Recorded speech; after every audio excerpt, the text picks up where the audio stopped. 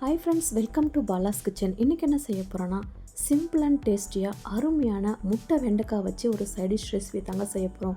Taste பார்த்திங்கன்னா வேறு லெவலில் இருக்கும். சப்பாத்திக்கு அருமையாக இருக்கும். எல்லா வெரைட்டி ரைஸுக்கும் அட்டகாசமாக இருக்குங்க.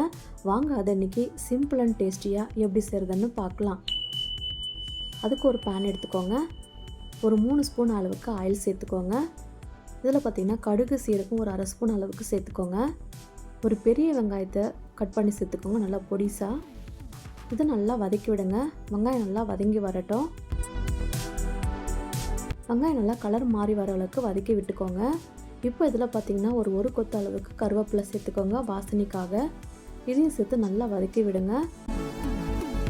வெங்காயம் நல்லா வதங்கி வந்த பிறகு நம்ம வெண்டைக்காய் சேர்த்துக்க போகிறோம். இதில் நான் இதுக்கு பொடிசாக கட் பண்ணி வச்சுருக்கேங்க வெண்டைக்காவை. நல்லா 1 கப் அளவுக்கு நான் வெண்டைக்காய் எடுத்து வச்சுருக்கேன். இந்த வெண்டைக்காவை இப்போ உள்ளே சேர்த்துக்கோங்க. வெண்டைக்காவில் பார்த்தீங்கன்னாக்கா நல்ல பிசுபிசுப்பு தன்மை இருக்குங்க. இப்போ இதுக்கு தேவையான அளவுக்கு உப்பு சேர்த்துக்கோங்க. நல்லா ஓப்பன் பேனில் வச்சுட்டு நல்லா கிளறி விடுங்க. ஓப்பன் பேனில் நல்லா கிளறி விடுங்க, மூடி வச்சிடாதீங்க. கை விடாமல் நல்லா வதக்கி விடுங்க. அதில் இருக்கிற பிசுபிசுப்பு தன்மைலாம் நல்லா போகணுங்க. அந்த அளவுக்கு வதக்கி விட்டுக்கோங்க. பாருங்கள், நல்லா வதங்கி வருது பாருங்கள். இந்த உங்களுக்கே தெரியும் பார்க்குறப்போ. பாருங்கள், நல்லா வதங்கி வருது. இப்படியே நல்லா கிளறி விடுங்க. எல்லாத்தையுமே சேர்த்து நல்லா கிளறி விடுங்க. இப்போ பார்த்தீங்கன்னாக்கா இந்த ஸ்டேஜில் பிளேட்டை போட்டுட்டு ஒரு 2 நிமிஷம் அப்படியே மூடி வச்சுருங்க. 2 நிமிஷம் அப்படியே மூடி வச்சுட்டு நம்ம ஓப்பன் பண்ணி பார்க்கலாம். பாருங்கள், 2 நிமிஷத்துக்கு அப்புறமா நம்ம ஓப்பன் பண்ணியாச்சு. இப்போ இதில் பார்த்திங்கன்னா ஒரு 3 பச்சை மிளகாவை கீரி சேர்த்துக்கோங்க. இப்போ இதை லைட்டாக வதக்கி விடுங்க. இப்போ பார்த்திங்கன்னா உங்களுக்கே தெரியும் பிசுபிசுப்பு தன்மை இல்லை பாருங்கள்.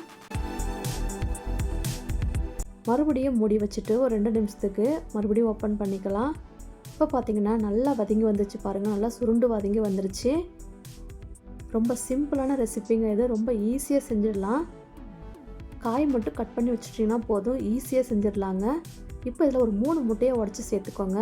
ஒரு 1/2 ஸ்பூன் அளவுக்கு பெப்பர் பொடி சேர்த்துக்கோங்க. தேவையான அளவுக்கு உப்பு சேர்த்துக்கோங்க. இப்போ இது நல்லா மிக்ஸ் பண்ணி கொடுங்க. இப்போ இது எல்லாத்தையுமே சேர்த்து வெண்டைக்காய் முட்டையும் சேர்த்து நல்லா கிளறி விடுங்க. பார்த்திங்கன்னா நல்லா கிளறி வந்துருச்சு. இப்போ கடைசியாக கொஞ்சமாக கொத்தமல்லி தூவிக்கோங்க. அவ்வளோதாங்க, சிம்பிள் அண்ட் டேஸ்டியான ரெசிபிங்க இது. ரொம்ப ஈஸியான ரெசிபி, டேஸ்டியாக கூட இருக்கும். இதே மெத்தடில் நீங்களும் உங்கள் வீட்டில் ட்ரை பண்ணி பாருங்கள். எப்படி இருந்துச்சுன்னு உங்கள் ஃபீட்பேக்கை மறக்காமல் கமெண்ட்டில் ஷேர் பண்ணுங்கள். இந்த வீடியோ பிடிச்சிச்சுன்னா லைக் பண்ணி ஷேர் பண்ணுங்கள் உங்கள் ஃப்ரெண்ட்ஸ் அண்ட் ஃபேமிலிக்கு. கண்டிப்பாக இதே போல் நீங்களும் ட்ரை பண்ணி பாருங்கள். தேங்க்யூ.